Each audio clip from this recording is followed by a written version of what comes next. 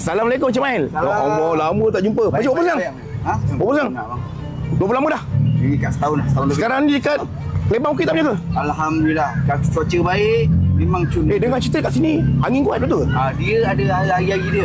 Habis macam mana tu kalau kemah dah koyak-koyak tu? Niaga? Kita repair, kita nak berniaga. Pasal Repair? Kita apa kita? Repair?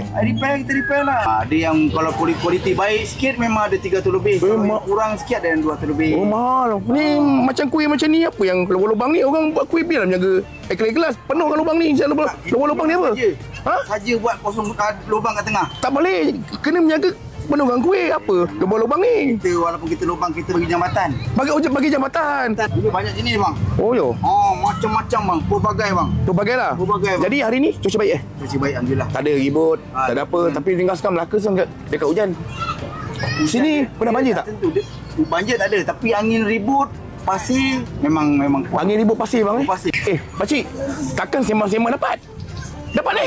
Dapat bang. Sembang-sembang pun dapat ni? Dapat bang. Berapa menjaga ni? Kita berniaga start pukul 4.30, 5.30 sampai pukul 1 pagi. Cuti? Tak cuti. Oh. Sakit perut baru cuti. Sakit perut baru cuti. Dekat mana ni?